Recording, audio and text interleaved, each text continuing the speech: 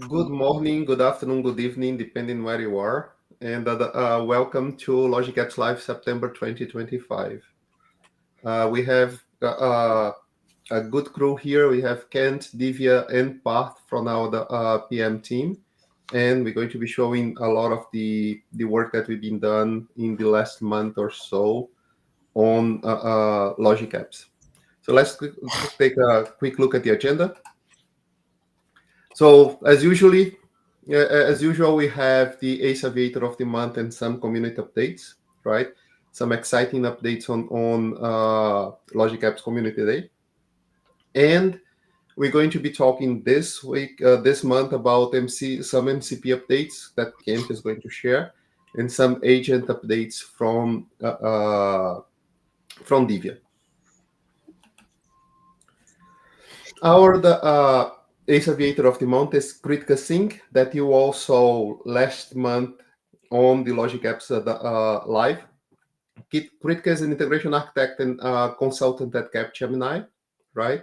What really drives her to work with community is that ability to come back to give back to the community by sharing learnings and challenges and even failures, right? I think it's like we probably learn a lot uh,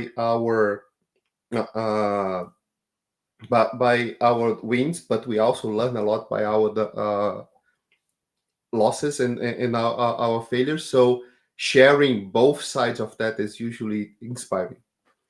And the way that she grew professionally was always by trying to hit the right opportunities and being curious, right?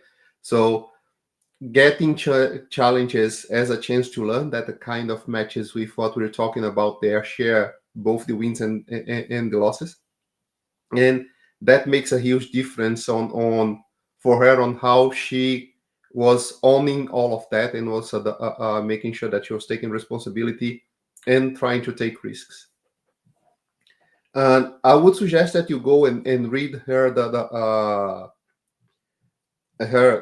interview on Logic Apps Aviator in September 25, because she didn't have one. She had like 3 or 4 magic wand moments, right? But I think is the first one that is resonating with some of the work that we're doing today, is having a Git-like capability built into Logic Apps to track changes and things like that. We are working right now in trying to integrate that as much as possible with GitHub. So some of the things that she's going to be talking here is something that we're also thinking internally, how you'll be able to do that in the source control. So thanks, Kritika, for being a huge part of our community, and also thank you again for joining forces with us last month. And if you have anyone that you think you should be showing as Aviator, get in touch with me, Kent, Divya, Parth, anyone from the PM team, and we wanted to highlight the pillars of our community. So let's go and talk a little bit about community updates. We've been sharing this for a while, but NIS is almost there, right? Is now less than a month away, and it's going to be happening in Stockholm. We have a huge lineup of speakers, both from Microsoft and from the community. So really good chance for you to go to what is shaping up to be one of the top integration conferences in the calendar. So go to nordintegrationsummit.com to find out more about these sessions, about what's happening, and to register. I think registration is getting close to fill up. Talking about the community events, like the week after NIS, we're going to have our Logic Apps Community Day 2025. The agenda is out now, and we have the 11 sessions from community members, from MVPs to new speakers to our community circuit, right? The focus on this year is going to be intelligent applications and developer productivity for logic apps with AI. So you're going to be learning a lot about those two topics. And what we've seen so far is really, really interesting sessions. We have sessions from, just to highlight some, we have sessions from Sebastian about the intelligent applications with SAP. We have some sessions from Florian, for example, about using the new Python interpreter, right? So there's just like two that I remember from the top of my head that is going to be super interesting. Go take a look at the agenda and register for that, because it's shaping up to be a super interesting day. That means that next month, instead of having a Logic Apps Live for 1 hour, we're going to have the Logic Apps Community Day for between 11 and 3 p.m. With that, I think the community items are out of the way. Kent, it's all yours. Ready for you to share. All right, thanks, Wagner. Let's see here. Just trying to add just add your ones to stage now.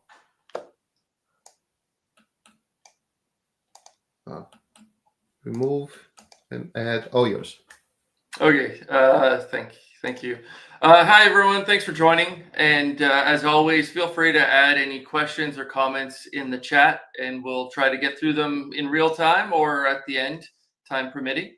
So I'm going to talk a little bit about Model Context Protocol, so MCP. We've recently announced support for this just a couple of weeks ago, about a week and a half ago. So wanted to give you all an update and do a couple live demos for you.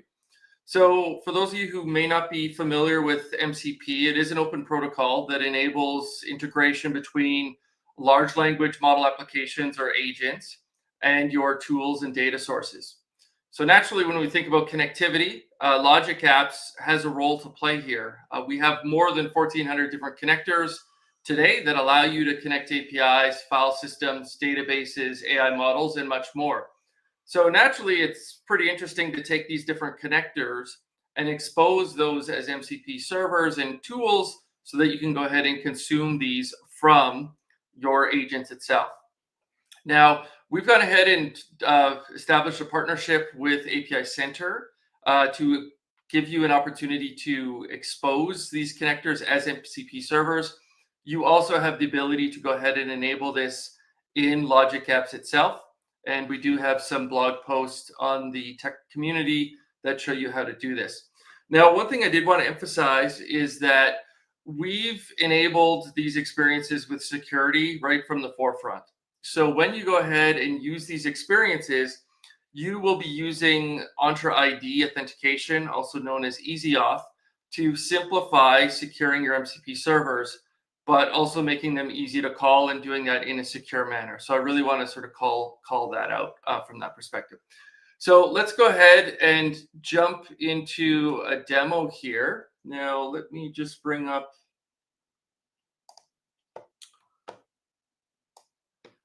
my web browser. So I will show you, let's see here. Okay. So this is API Center, and some folks might be saying, okay, what's the value of API Center? Why should I use it? Isn't it expensive? And the question is, you should be using it. And the reason for that is that, number one, it does provide you a governance surface, right? So, as an administrator within an organization, you may want to understand what are the MCP servers that are in your environment. If you actually have cataloged these inside of API Center, then you're one step ahead. Now, the flip side of governance is discoverability. How do I now make these available to my developers in my organization so I don't have to go ahead and reinvent the wheel? Because if you're building multiple MCP servers that do the same thing, well, then that's poor productivity, and that's not a good use of your developers' time that they have to spend. So that's another opportunity or capability inside of API centers, that you now have this discoverability catalog as well, also called the API portal. Now, from the cost perspective, one thing that's worth knowing is that there is a free version of API Center. It's not a trial, not anymore. It used to be a trial. It's not time boxed, and it does give you the ability to manage 200 APIs at no charge. So there's really no excuse for not using API Center, especially when you get that sort of entitlement. 200 gives you quite the runway to go ahead and manage your APIs and your MCP servers at no cost, to really sort of prove out the value of this particular offering. So I'm in API Center in the Azure portal. I go to this discovery tab. I find MCP preview, and then I can go ahead and see what are the different MCP servers that I can go ahead and provision. So there's some first party, opportunities here. There's also some third party. Now, what's interesting for us is to go ahead and to select logic apps, because that's what we want to go ahead and enable here. Now, what we do need to select first is a logic app. Now, it does need to be empty. This is just a point in time thing. We also are working on an inline experience to create a logic app if you don't have one. So look for that in the near future. But I'm just going to go ahead and select Divi as instance here. Now, I've selected this logic app, and I'm going to go ahead and add a connector. So for now, these are all of our Azure managed connectors, and I can go ahead and search for Salesforce, because that's what I'm interested in this particular use case. Now I've got all of the different actions that exist here. Now there's a few that I'm interested in. So I'm going to type opportunity, or start typing that, and I can search for that. I'm also going to look for accounts. That's of interest to me. And I want to go ahead and do create. Let's create a record. And I also want to go ahead and enable update. So I'm going to update a record as well. So those are 4 actions that I've now selected. And these are all going to become MCP tools that we can call from an agent. Naturally, I need to create a connection. I already have one here, so I'm just going to go ahead and click Save. And there is a little bit of configuration that we need to go ahead and perform. And this is largely going to be dependent upon the type of connector that you're using. So in the case of Salesforce, Dataverse would be another example. SharePoint would be another example. ServiceNow is another example. They offer these general operations. I'm going to create a record. I'm going to update a record. But the question is, update a record of what? Create a record of what? So we need to do some configuration.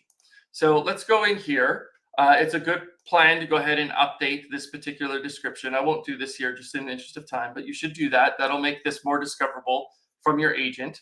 I then want to go ahead and choose the Salesforce object type. Now, this is going to be a contact that we're interested in creating, so we'll go ahead and select that. And then this is why we need to make this manual selection, is we're now going to have dynamic schema available to us. So here it's figured out that contact last name is a mandatory field. But what are some other fields that we may want to go ahead and populate? So email sounds good, first name, and maybe city, right? You can go ahead and choose whatever you want. And then you're going to see we've got this provided by model. Now, in this case, as part of our conversational experience with the agent, we want to provide this data. But if we wanted to go ahead and hard code something, we could also do that as well. So here we're just going to select model itself. So we would go through this same experience for these remaining, operations or tools. And then we go ahead and click register here. Now, I'm not going to do that because I don't want to mess with Divi's logic app, but I've gone ahead and done this in advance. So when we go ahead and do that, we're going to see an entry here inside of our APIs. And here we'll see Salesforce here somewhere. I think we have a Salesforce, right? That would be our MCP server. Now, from a developer perspective, how can we go ahead and discover this? So we can view this in the API Center portal. This naturally would require a login. I can go ahead and do that here. And once I've been authenticated, I will see all of the different MCP servers that are available for me. Oh, what happened here?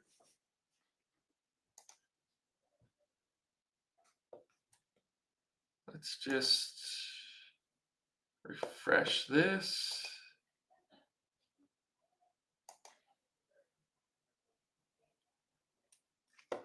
Okay, so it looks like I'm having a little bit of an issue here, but what we will see is a list of all of those different MCP servers and APIs that are available to us.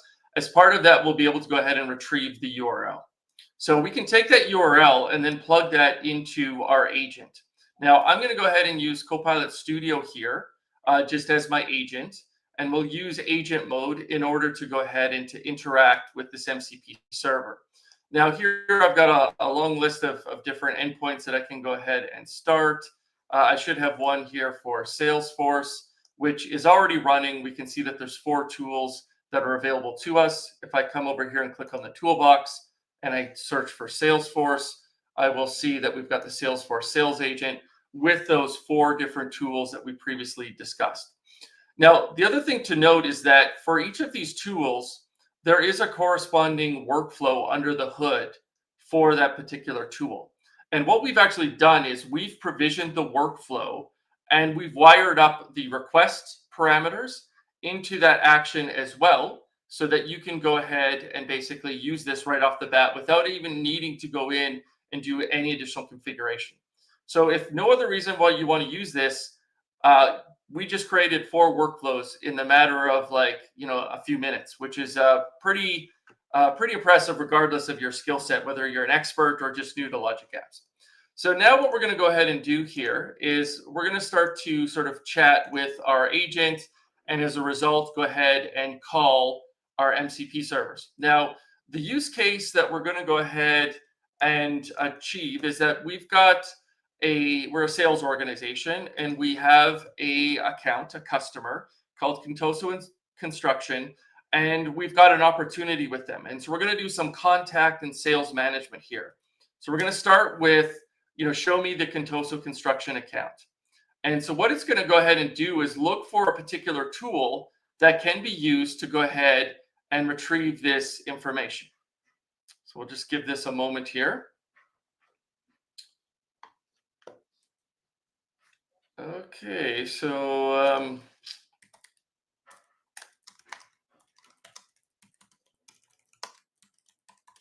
I do have a fair amount of tools that are configured in this experience. So I'm going to give it a little bit of a pointer, and it should be able to do that. So that's what it's done. It found that we've got a tool that will get account records from Salesforce. This is why it's important to update those descriptions as well. But now we can go ahead and call this. So we should see the information for our Contoso Construction account, and we should see that information showing up here shortly.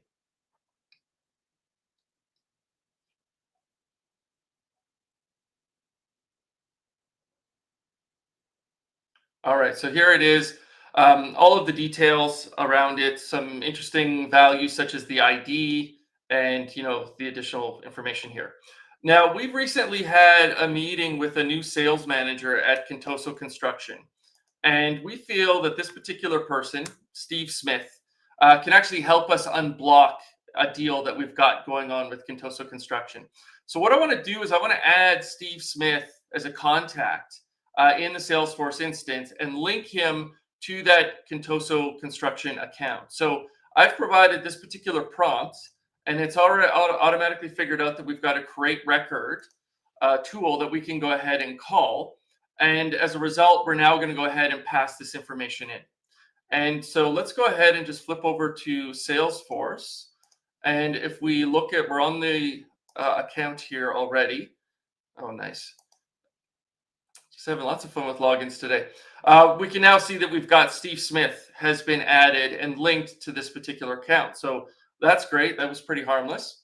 Now, the next scenario is that we want to go ahead and find that opportunity that we have going on with them, because we want to update the probability of the win.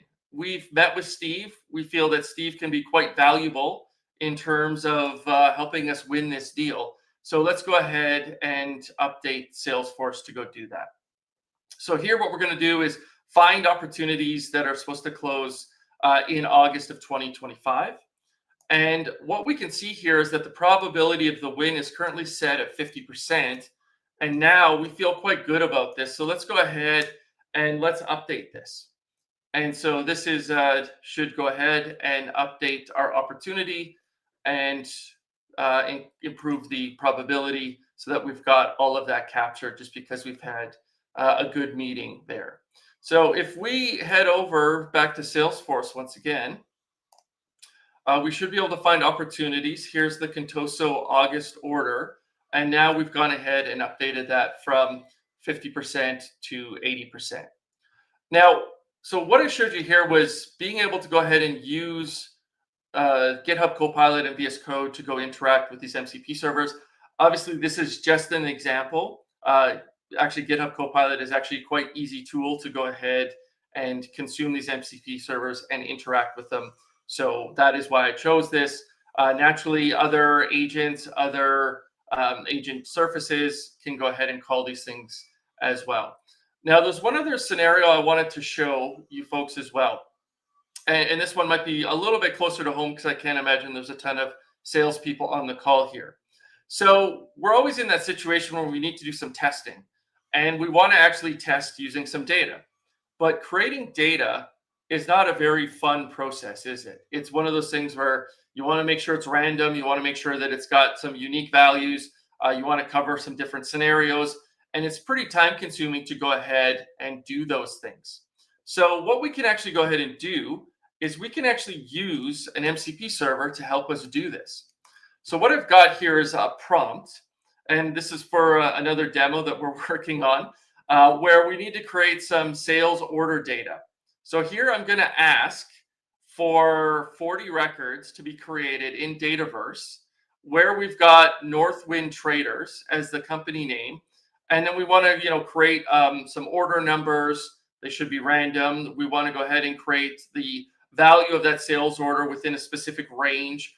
We want to talk about when they created the invoices, when those invoices were paid. That should vary. Based upon how late it took them to go ahead and pay the invoice, we should go ahead and update a description field and basically just create a reasonable data set. So what we can do is actually throw this over to the agent and subsequently to our MCP server, where we expose things like adding a record to Dataverse or listing a record in Dataverse itself. And so this I thought would be actually quite useful because, hey, I didn't want to go ahead and create 40 records manually. That doesn't sound like a good use of my time.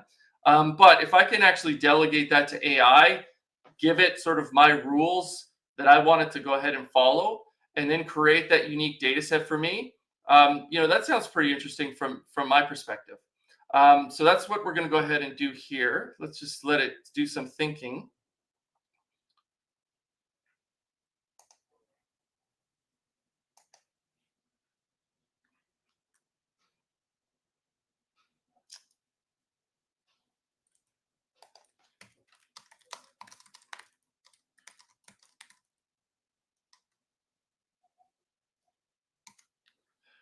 So it's kind of general knowledge is kind of assuming that we want to create a file.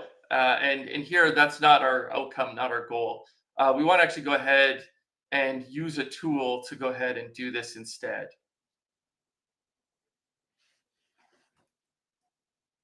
And I'm just going to maybe give it a little bit of a hint here as well.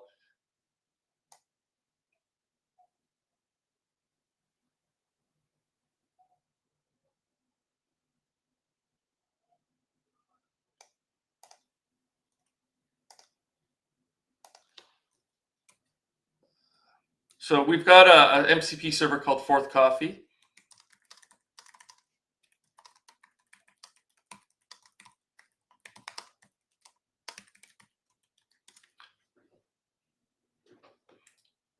And this is one of those things where you've got like a general model. Obviously, it's going to have these instructions that it's had previously that it's sort of used to executing. And now what we want to go ahead and do is no, we want to use a specific tool. So not too surprising that we need to go ahead and do that. So now it should be smart enough to go ahead and use that MCP server that I'd mentioned. Oh, maybe it's...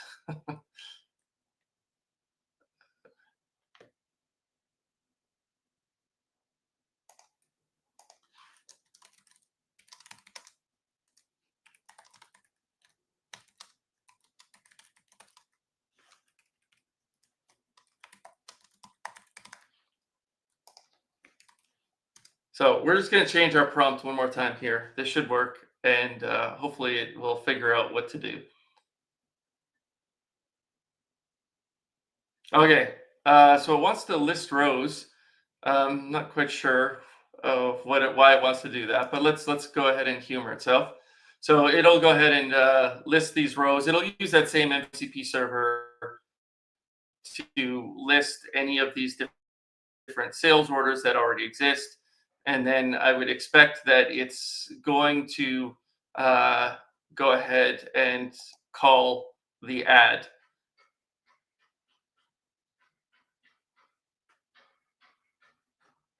Okay, here we go.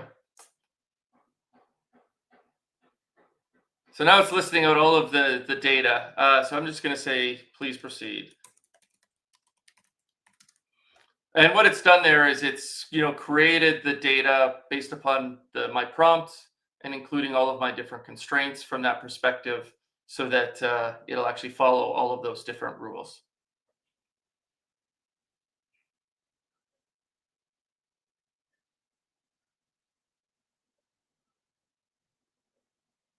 Maybe.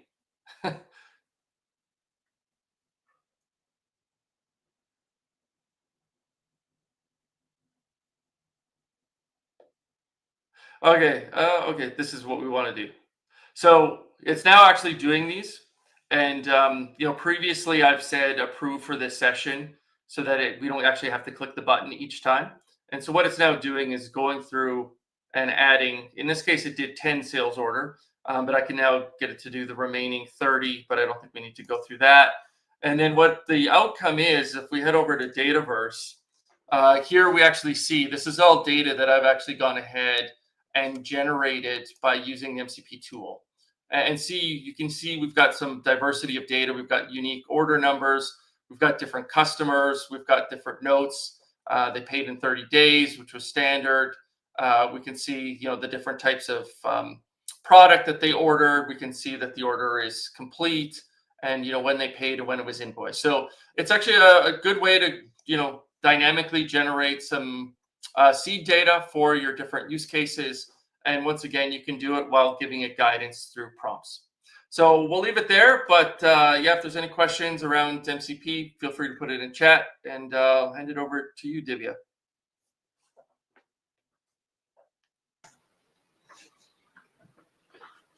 All right. Thank you, Kent. So we talked about tools. Now let's talk about agents. And for those who have not seen some of the announcements we did last week, I would definitely encourage you all to check out our tech community blog site, and you will find a couple of announcements that happened. And we have blogs, we have demos that go into the details. But today I do want to cover like some of those things with you all, and also like through some demos. So for a little bit context, for those who may be new to Logic Apps, I think around May timeframe, we announced Agent Loop, which is a native capability in Logic Apps to basically infuse AI into your workflows. And when we did this announcement, it enabled you to create agentic workflows, which could be both autonomous, as in like respond to any events coming in from a system or a service or a webhook, and then have agent respond to those events and take actions or accomplish a goal. We had conversational as well, but with the recent set of updates that we have done, we basically are going all in when it comes to these conversational workflows. And you will see in the demos all the new capabilities that we have added in that regard. The agents, when you build, they need models, and those models can come in from Azure OpenAI. We've also added the support for Foundry Agent Service for Agent Loop. And what this means is that you can take advantage of Foundry as a way to, catalog and manage your agents, as well as use models from Foundry. So this enables you to bring not just first-party models, but also third-party models from Foundry and use them in your agents that you build in Logic Apps. Again, like this is all built on top of our existing foundation, and one of the strengths that Logic Apps as a platform offers you is the power of taking advantage of your existing tech stack and through our out of box connectors, right? So I think this is very powerful because your agents are going to be part of the same business processes, are going to be part of the same ecosystem that you have in terms of your APIs, in terms of your services and applications. And Logic Apps sort of like sits in the center of all of that. And by bringing agents into it, you can interact with the same ecosystem in a very, seamless and consistent manner. Now, when it comes to interacting to these, applications or systems, something that we have all added now is per user authentication. What this means is that when agents need to take action on behalf of the signed in user, we now support on behalf of authentication so that agents can act in the context of signed in user. And again, this is very powerful because at the end of the day, agents are there to assist you in taking care of things that were not possible to automate before, or helping you to do things which are manual and repetitive jobs. But they are all, in most of the times, they are operating on behalf of the user, and therefore it's very important for them to take advantage of the same signed in context that represents you. uh, and then, like, in terms of like building these agentic applications, hosting them, running them, or you basically take advantage of Logic Apps as a platform, of Azure as an ecosystem, and you can build and run these agents anywhere, right? Like we have these agents supported in Logic App Standard, where you can deploy them to cloud, but then you can also take advantage of our hybrid offering and have these agents run wherever you want them behind a VNet, and interact with your applications that are also, or that could be also, behind the VNet. And finally, like I think Kent covered MCP, which is a great example of how we want to be part of that open ecosystem of standards, and continuing on that or building upon that. Even for agents, whatever you're building, it's not a proprietary stack. Agent loop is built on semantic kernel. We abstract that for you, but at the same time, we want to let you know that you are building things on an open standards. In terms of agent to agent communication, we are using agent to agent protocol, which is again like a protocol commonly being adopted for agent communication. So the whole idea is that as you build these agentic workflows and Logic Apps, you have this peace of mind that whatever you're building here is pluggable into the broader ecosystem of agents, of tools, and you can use these agents from any other platform in Azure or outside Azure, as well as you can use agents built on other platforms easily from Logic Apps as well. So we want to provide that full interoperability within our ecosystem and outside our ecosystem. Oh, I just realized I wasn't doing a full screen. So, all right.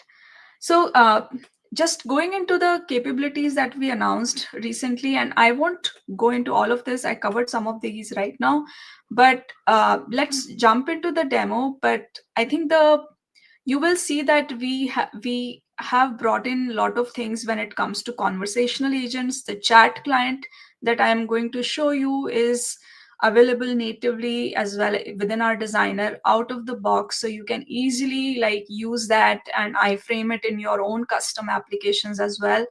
We will see on behalf of authentication. And finally, we'll also show you some multi-agent patterns. So this is something we have enabled as well, where you can use agent as a tool.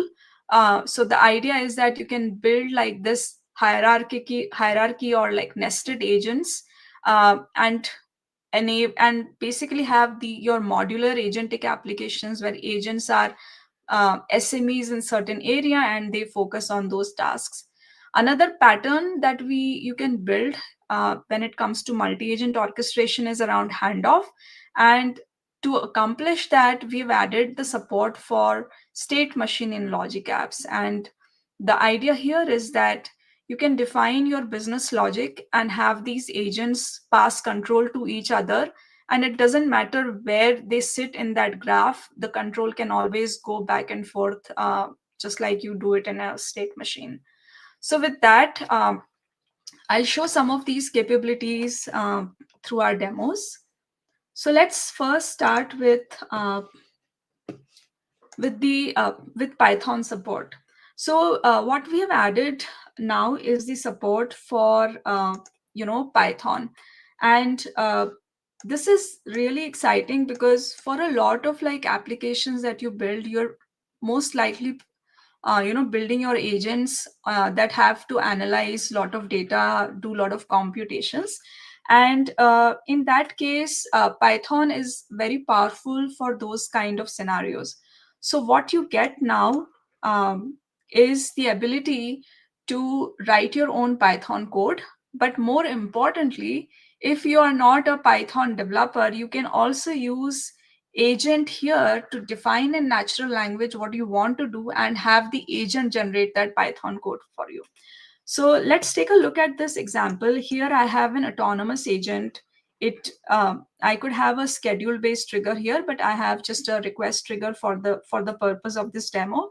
And what this agent does is that it's going to generate a sales report. So here I have this sales data for a coffee company. And the sales data is by region, by product, and organized by monthly sales. However, to generate the report, this is a quarterly report. So what we want the agent, and here is my agent associated with a deployment model, a large language model. And to the agent, we are giving instructions that it needs to generate the report.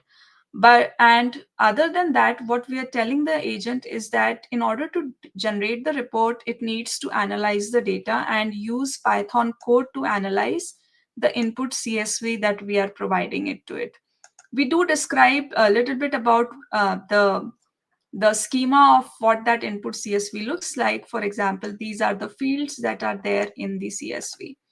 And then we instruct agent that it should generate the Python code and pass it to the action. And that code should find the sum of the total sales by quarter. When we come into the tool itself, so now we have to provide agent with the tool to basically analyze the sales data. So here is what the tool looks like. The first step is to upload the sales data. So we are bringing the support for Python through container app session. And what this allows you to do is that run this Python code in a sandboxed environment. So that's what we are doing here, is that we've connected to Azure Container App Session here, and then we are uploading the data in that session. And in the action to execute the Python code, there are two ways you could have done it. One is you could write the code itself, and then the agent would have executed it. But what I have done here is that I have an agent parameter here, which basically indicates that this code will be provided by the large language model. And this is just the name of that agent parameter. And then when this report is generated, we want to send this report via an email. So let's take a look let's run this. And when I run this, what would happen is that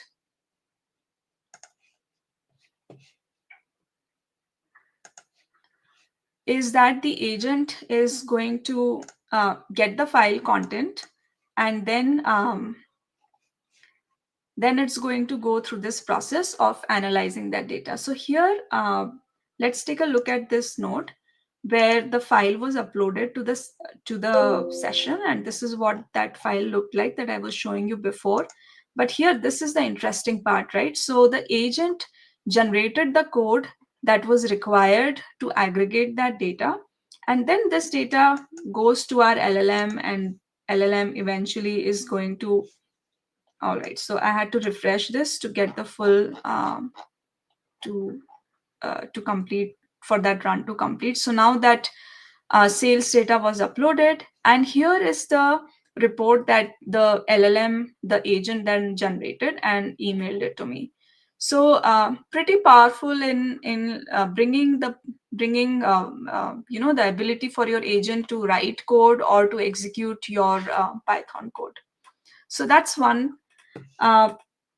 Next, I want to show you another agent, and this one is a conversational agent. So I guess before we go into the agent itself, so something on how you create these agents, right? So here I am in a Logic App standard. You go into the workflows, and when you create a new workflow, you will see the choice to create an autonomous agent or a conversational agent. So this is where you pick what you want to create, and then it creates a workflow for you with the right trigger and the agent block. So this is a second example that I want to show you here. Here I'm trying to create an assistant for a healthcare insurance employee who wants to use this agent while they go through the process of claims approvals, as claims come to them, and they need to analyze whether a claim meets all the criteria, and then eventually approve or reject it. So in here, you will see that I have this tool, which is basically a knowledge tool where the agent is trying to get access to the company policy, and so that they can validate the claims against the company policy. So this company policy was a document that I already indexed it into Azure AI search.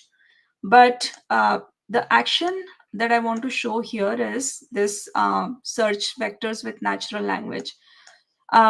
This is again very powerful, because here what we are able to do is we are able to query Azure AI search by providing text in natural language. Uh, we had the support to query AI search even before, but to do that you had to convert your query into vector embeddings and then use that into the actions. This makes it easier, right? Because you can simply provide the natural language, the query in natural language. And here, as you can see, that I'm not even providing this query, it's coming in from the agent. And this is important because when you are in conversational context, the query will be dynamic, right? The question that the user asks is not known in advance. So by having this query come in from the agent and by having it in natural language, it just simplifies what your how you query your vector databases. The other thing that I want to show you here is the per user connection context that I was talking about. So here we want to send the message to teams. And as a developer, you would still create a connection and use your identity to create the connection. But when you create that connection, you can choose it to be a per user connection. What that means is that when the end user who will interact with this agent will be asked to consent to teams, and their user identity will be used to have for agent to interact with this tool. So again, agent is always in this case working in the context of the user versus in the developer context, which is what is desired in many of these cases. So let's go ahead and just try this out. So in order to interact with this agent, you can click on chat here or here. And when you do that, you will find a chat experience right here. The reason I don't see it here is because I have easy auth configured on this application. So that's another thing to call out, is that for your dev and test purposes, we provide this chat experience embedded in the designer. But as you graduate your applications to run into production, we have provided you a fully secure platform so that your chat client is interacting with your A2A application on a fully secured standards. And so here we are using easy auth and Entra ID as a way to authenticate your client and servers in a secure manner. And so let's go ahead and use the chat client here. All right, so I'll go ahead and delete my previous chats first.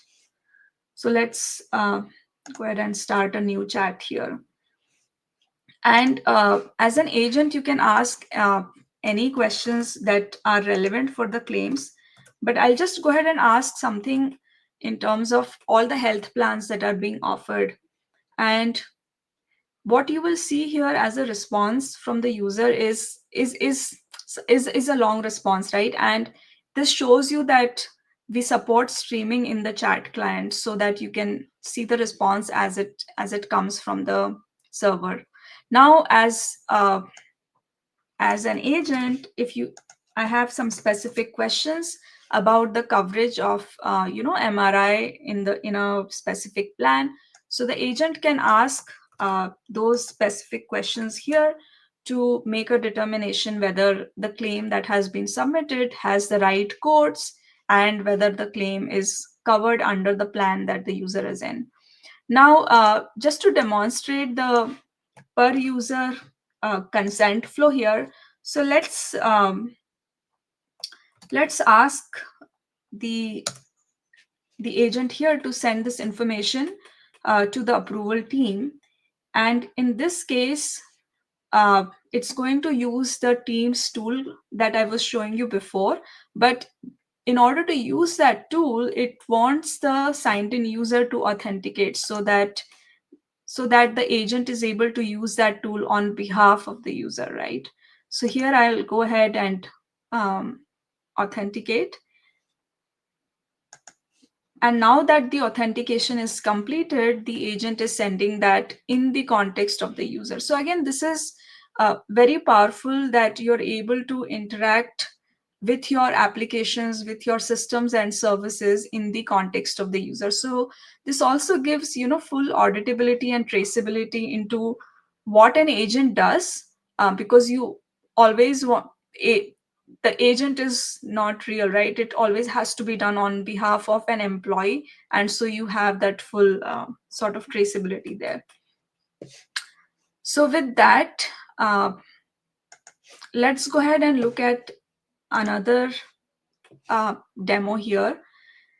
And this is an example of a multi-agent application. So naturally, like as you start building your agentic application, you will have certain use cases where everything cannot be done by a single agent, or you start building a single agent and it starts becoming too complex. You're adding too many tools, or you're trying to give too many instructions to a single agent. And that's where the need to split that application into modular components, into sub agents, becomes important.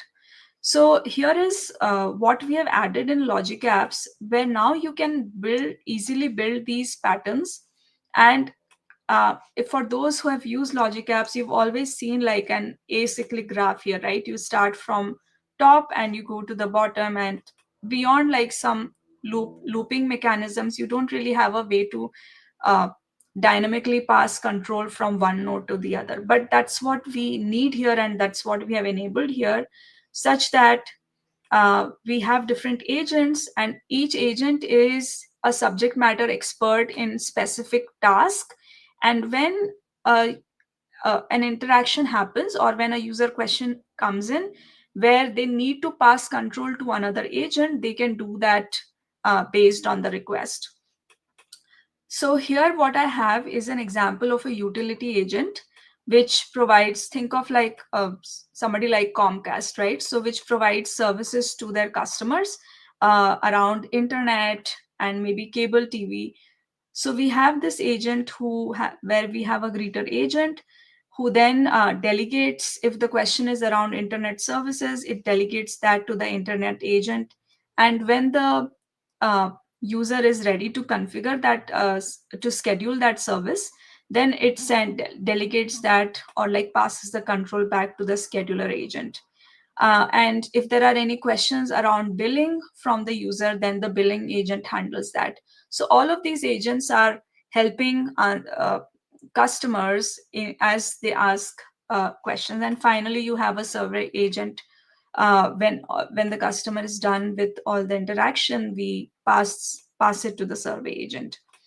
So how this works is through a new capability we've added, which is called handoff. So each of these agents, when you add now, you will see this handoff tab. So for every agent, you can choose where the control can go to. So these are all the agents available from the greeter agent, and from the greeter, we can send the control to internet and survey agent. And when that control should handoff goes into the description. So it's very driven by very natural language way, in terms of like when the control goes from one agent to another. So here, handoff to the survey agent at the end of the interaction. For the internet agent, handoff to the internet agent when the customer wants to buy, modify, or cancel the internet service. The other thing, as you are ready to add maybe more agents to this, you can easily come in here and add more agents. So let's take an example here, that either you can edit the handoff or update the conditions for the handoff, or you can add more agents here. So let's say I want to add another agent, which would be my cable agent. In that case, we just select that node that I was showing you, add a new agent, select where the handoff should happen from this new agent, define the conditions of the handoff, and you're ready to go. So very complex concept being brought to you through logic apps, and made it in a much more intuitive way in how you like think about these things in real world. So let's go ahead and run this agent again. And in this case, let me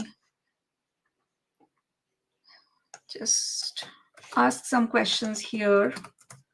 So here I'm asking that a new customer looking for the internet service, and here we provide the address for the internet service.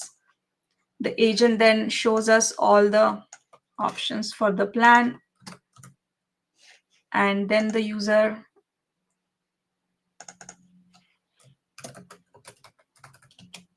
selects the plan. And all right, so now we are ready for the installation. So at this point, the control would have gone to the scheduler agent, and now I'm confirming the time, as well as, so this brings us to the end of the interaction with the agent. And since we've completed that, we are asked to provide a feedback on the service. So all right, so again, like we are again using the similar chat client, where you have full flexibility to make changes as needed for your organization. But going back to this agent, and let's take a look at the run history for this agent. So again, this is super important, right? Like at the end of the day, you need to have full traceability into the decisions that your agent takes throughout that process. So so agent log, this is familiar, you've seen it before. This basically shows you the system messages, as well as agent messages, user messages, and all the tools that were invoked in this process. It also now, in case of handoff, shows you when a handoff happened from one agent to the other, how each tool was invoked, what were the inputs and outputs for tools invocation, how many tokens were used as part of each task execution. But something new here is this task timeline. So given that now the control workflow can go in any order, we have introduced this task timeline, so you can clearly see how over time each agent passes control to the other agent. So it started with the greeter agent, then internet agent handled some of the things based on the questions that user asked, then it went to the scheduler agent, then it went to the billing agent, and finally to the survey agent. And then for each agent you can see the same thing, what tools were invoked, what were the input output from each tools, and everything. So through run history, through agent log and this task timeline, you have full transparency into every decision the agent takes, every tool the agent invokes, and the token usage throughout this process to essentially bring that to you. All right, so I think what I want to end with is this is a lot to cover, and we just wanted to give you a glimpses on what all these capabilities that are available to you. But please take a look at our announcement blog overview video, and most importantly, we have introduced Logic App Labs. So this is where you will find step-by-step details and instructions into how to build like these kind of use cases, and how to use all the building blocks that we are providing to you. And before I pass over to Wagner, I just want to end with this piece.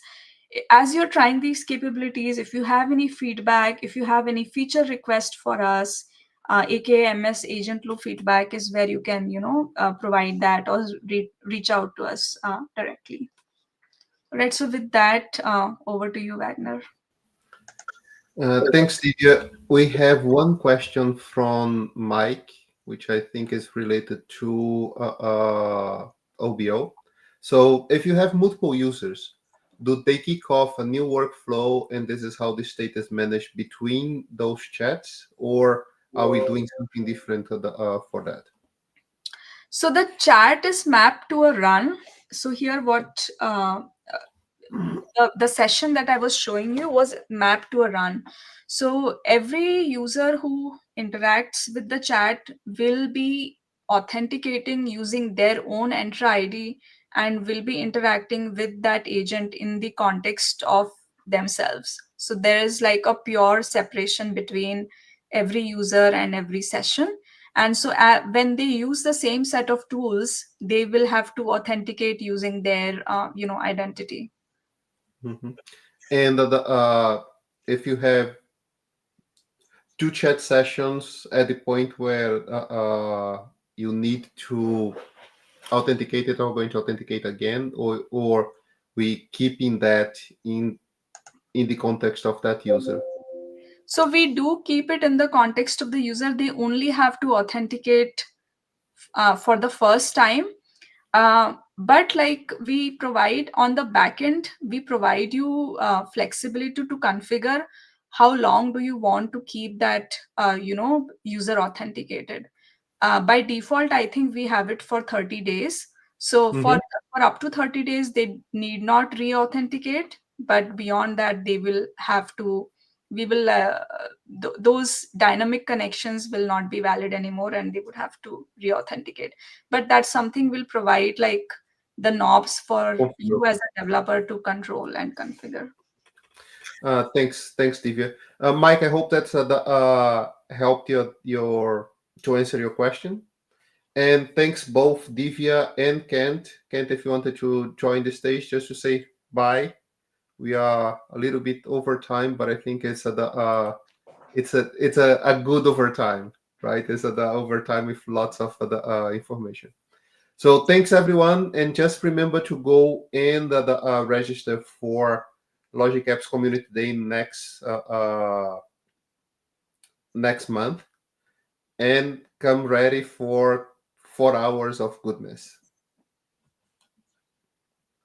And with that, see you all next month. Thank you. you.